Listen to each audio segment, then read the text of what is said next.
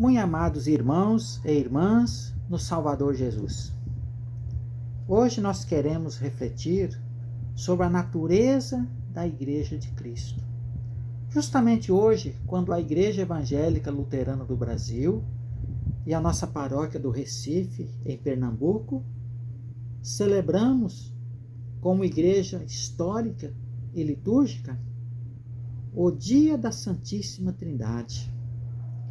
Um domingo após o Pentecostes, quando o Pai Celeste, juntamente com o Filho Jesus Cristo, enviaram o Espírito Santo ao mundo para a edificação da igreja cristã até a volta do Senhor Jesus Cristo em glória no dia do juízo final. E, numa palavra, qual é a natureza da Igreja de Cristo? Comunhão. Isto mesmo. A palavra comunhão define a natureza ou o sentido da Igreja de Cristo.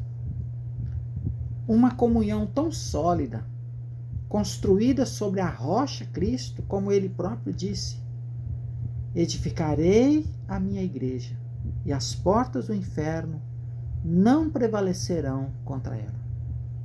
Uma comunhão do Espírito Santo, da qual você também se tornou parte, à luz da graça do Senhor Jesus Cristo e do amor de Deus, o Pai, a qual foi inaugurada em você, se já estava na idade adulta, quando foi convertido e seguiu o seu batismo, ou quando, na idade infantil, recebeu o batismo regenerador e renovador do Espírito Santo. Uma comunhão a um só tempo espiritual e visível, celebrada liturgicamente em cada unidade de congregação reunida, não importando o número e o lugar, inclusive as atuais reuniões online, desde que em espírito e em verdade. Uma comunhão em torno da palavra e dos sacramentos do batismo e da Santa Ceia, objetivada de adoração, louvor, confissão de fé, orações e ações de graças pelos filhos e servos de Deus, sendo-lhes derramada, ao mesmo tempo, da plenitude de Cristo, graça sobre graça. Uma comunhão ou igreja, conforme o credo apostólico que define igreja cristã, a comunhão dos santos, em cuja presença está Jesus, que assegura: porque onde 2 ou 3 estiverem reunidos em meu nome, ali estou no meio deles. E também reconhece, tal como se deu em Cafarnaum, ao declarar sobre os discípulos assentados ao seu redor, para o ouvir e fazer a sua vontade: eis minha mãe e meus irmãos, porque todo aquele que fizer a vontade do meu Pai, esse é meu irmão, irmã e mãe.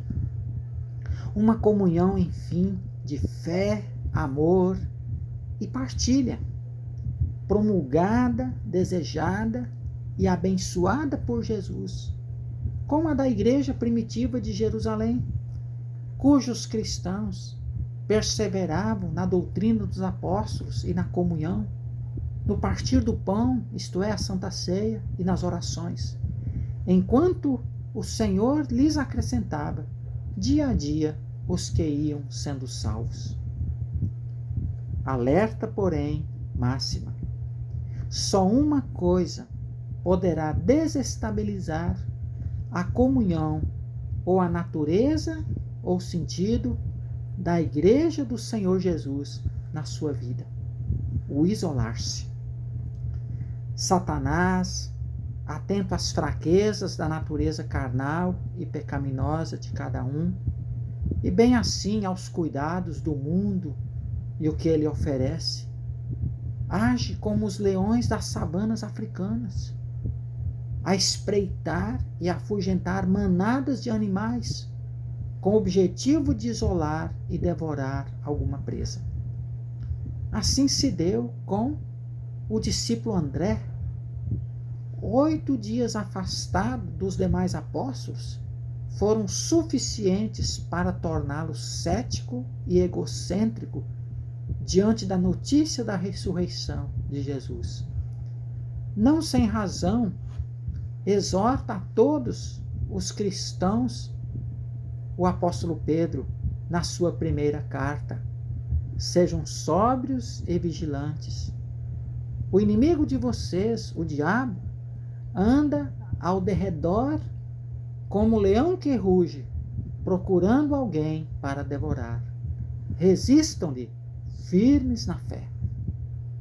Por semelhante modo, no texto de Hebreus 10, 19 a 12, 29, que é designado texto de advertência necessária contra a apostasia, ou seja, animosidade espiritual diante de perseguições e tribulações e outras fragilidades espirituais que podem levar à negação ou ao abandono da fé, isto é, à apostasia.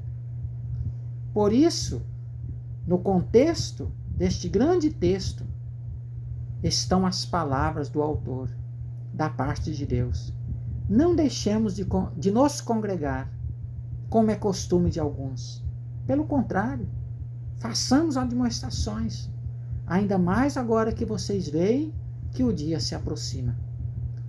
Uma admoestação que, segundo o reformador Martinho Lutero, quando tratava da Santa Ceia, que também faz parte da busca de comunhão e de uma comunhão alicerçada em Cristo e nos demais irmãos que dela tomam parte.